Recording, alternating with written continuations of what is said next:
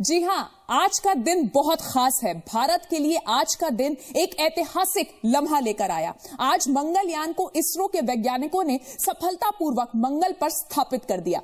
भारत पहली बार में यह मुकाम हासिल करने वाला पहला देश बन गया है। इस यादगार पल के गवाह बने खुद देश के प्रधानमंत्री मोदी। इस मौके पर प्रधानमंत्री मोदी ने देशवासियों और इसरो के वैज्ञानिकों को बधाई दी। अब तक एशिया में भी कोई देश मंगल पर कामयाबी के साथ अभियान नहीं भेज सका है। दुनिया में सिर्फ अमेरिका, रूस और यूरोपियन यूनियन ने अब तक अपने मंगल अभियान पर कामयाबी पाई है, यानी भारत नंबर 4 पर आ गया है। इतनी कम कीमत में इतना बड़ा अभियान को अंजाम दिया भारत ने, पहला देश बना। भारत का मंगल मिशन सिर्फ 450 करोड़ के बजट में तैयार हुआ है, जबकि नासा का भेजा मैवन उपग्रह इससे 10 गुने बजट में मंगल पर भेजा गया। आपको बता दें कि मंगलयान को बनाने में सिर्फ 18 महीनों का समय लगा, जबकि नासा के मैवन उपग्रह को बनाने में 5 साल का वक्त लगा था। तो प्रधानमंत्री नरेंद्र मोदी ने कहा है कि आज देश को सिर्फ जश्न मनाना है।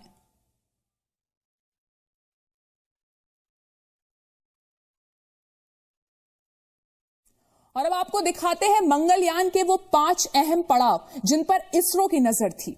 जी हां, हम आपको दिखा रहे हैं कि कैसे मेन इंजन को शुरू किया गया 7:17 और 32 सेकंड पर। 7:22 32 सेकंड पर कम्युनिकेशन सिस्टम बंद हुआ। 7:41 46 सेकंड पर इंजन बंद हुआ और 7:57 और 20 सेकंड पर रिवर्स रोटेशन शुरू हुआ और 8:03 पर मंगलयान ऑर्बिट में दाखिल हुआ। तो ये तस्वीरें आप देख रहे हैं कि किस तरीके से 5 पड़ाव को पार करते हुए भारत ने ये अहम कामयाबी हासिल की, मंगलयान को ऑर्बिट में दाखिल कराया, स्थापित कराया। मार्स ऑर्बिटर मिशन ने भारत के लिए कामयाबी और कमाई के नए दरवाजे खोल दिए हैं। मंगलयान की कामयाबी में इसरो के लिए कमर्शियल सैटेलाइट लॉन्चिंग के नए आयाम सामने आएंगे, जिसका सीधा मतलब है देश में विदेशी करेंसी की बरसात। इसके साथ ही ये भारत के लिए दूसरे ग्रहों की जांच करने के सफल अभियानों की शुरुआत करेगा।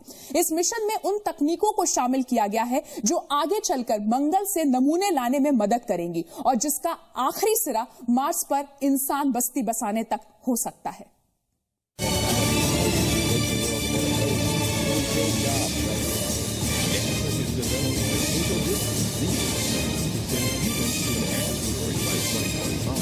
भारत के मार्स ऑर्बिटर मिशन यानी MOM से होने वाले फायदों की फहरिस्त काफी लंबी है।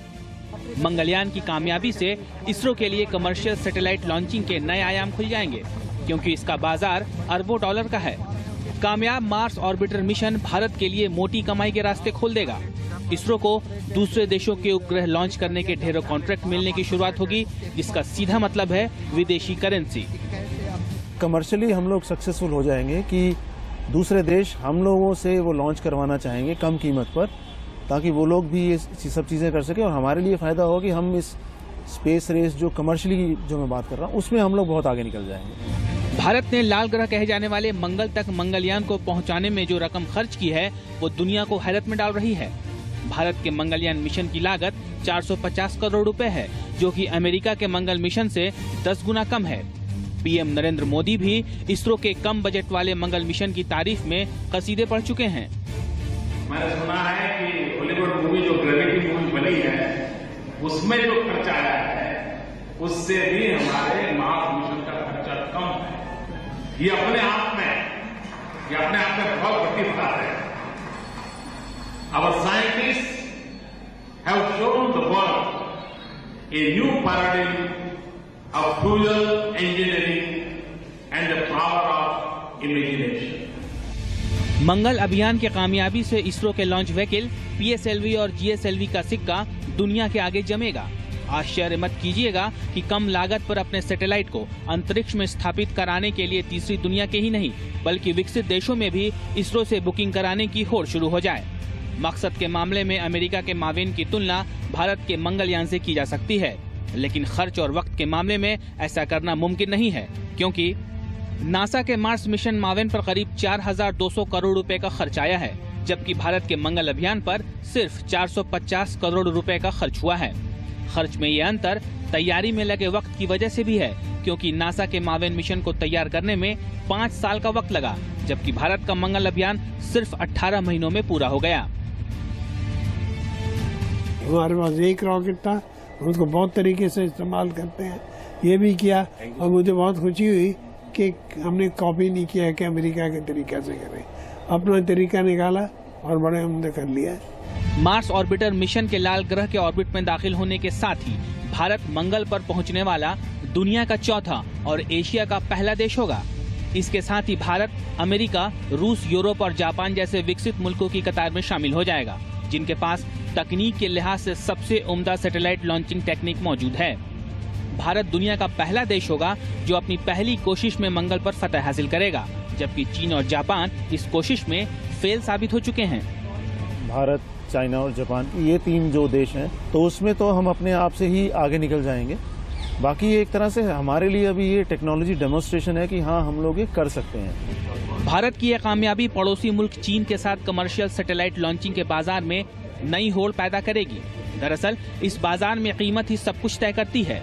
कम कीमत वाले सैटेलाइट लॉन्च बाजार में चीन भारत से मुकाबले का दमखम तो जरूर रखता है, लेकिन रिकॉर्ड वक्त और सबसे कम खर्च में मार्स ऑर्बिटर मिशन को अंजाम तक पहुंचाने में भारत की काबिलियत दुनिया के पेश नजर होगी। इसके साथ नासा जैसी एजेंसियों के साथ इसरो की नजदीकी बढ़ेगी, क्योंकि अमेरिकी अंतरिक्ष एजेंसी नासा कानूनी बंदिशों के चलते चीन के साथ मिलकर कोई काम नहीं कर सकती।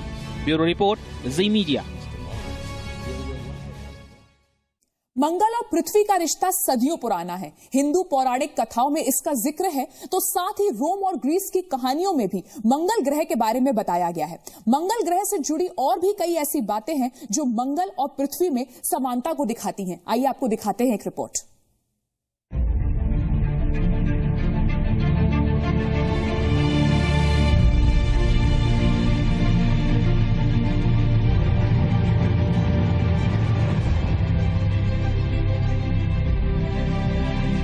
मंगल ग्रह को लेकर लोगों की दिलचस्पी मंगलयान की रवानगी के बाद से ही नहीं है। दुनिया सदियों से जानने को बेचैन रही है कि यह ग्रह लाल क्यों दिखता है। हिंदू मान्यताओं के अनुसार मंगल को धरती का पुत्र माना गया है। शिव पुराण में कहा गया है कि यह शिव के पसीने की बूंद से पैदा हुआ और देवता बनकर आकाश में स्थापित हो गया। वहीं रोम और ग्रीस के प्राचीन निवासी लाल रंग के कारण इसे युद्ध का देवता या कहें रोमन गॉड ऑफ वॉर मानते थे। मार्च महीने का नाम भी मार्स से ही पड़ा। ज्योतिष शास्त्र में मंगल को पॉजिटिव एनर्जी देने वाला ग्रह माना गया है। मंगल को लाल ग्रह कहते हैं क्योंकि इसकी मिट्टी में लौह खनिजों की भरमार होने से ये पूरा ग्रह लोहे में लगी जंग जैसा दिखता है। मंगल को पृथ्वी से नंगी आंखों से देखा जा सकता है। पृथ्वी की तरह मंगल भी एक धरातल वाला ग्रह है जहां धूल भरे तूफान भी उठते हैं। वैज्ञानिकों ने इसकी सतह पर ज्वालामुखियों, घाटियों, रेगिस्तान और ध्रुवीय बर्फीली चोटियों की भी पुष्टि की है। वैज्ञानिक मानते हैं कि मंगल पर करीब 3.5 अरब साल पहले भयंकर बाढ़ आई थी। हालांकि इसके कोई प्रमाण नहीं है कि ये पानी कहां से आया, कितने समय रहा और फिर कहां समा गया। ये कल्पना की जाती है कि मंगल पर पानी बर्फ के रूप में ध्रुवों पर मिलता है। कल्पना तो मंगल पर नमकीन पानी यानी एक तरह से समुद्र की मौजूदगी की भी है। हमारे सौर मंडल का सबसे अधिक ऊंचा पर्वत ओलंपस मोन्स मंगल पर ही है। अपनी भौगोलिक विशेषताओं के अलावा मंगल का रोटेशन पीरियड और सीजनल साइकिल भी पृथ्वी की तरह ही है। मंगल का एक दिन पृथ्वी के 24 घंटे के मुकाबले बड़ा होता है। मंगल सूरज की परिक्रमा धरती के 687 दिन में करता है। इस लिहाज से देखें तो मंगल पर एक साल 12 महीने का नहीं बल्कि 23 महीने का होगा। 2 साल में एक बार ऐसा मौका आता है जब मंगल और धरती सबसे करीब होते हैं और ये दूरी होती है 5 करोड़ 60 लाख किलोमीटर। मंगल के 2 चंद्रमा हैं। इनके नाम फोबस और डेमोस हैं। फोबस डेमोस से थोड़ा बड़ा है। फोबस मंगल की सतह से सिर्फ 6000 किलोमीटर ऊपर परिक्रमा करता है। ब्यूरो रिपोर्ट, जी मीडिया। तो भारत के लिए आज एक ऐतिहासिक दिन है और आपको दिखाते हैं एक बार फिर मंगलयान के वो 5 अहम पड़ाव जिन पर इसरो की नजर थी।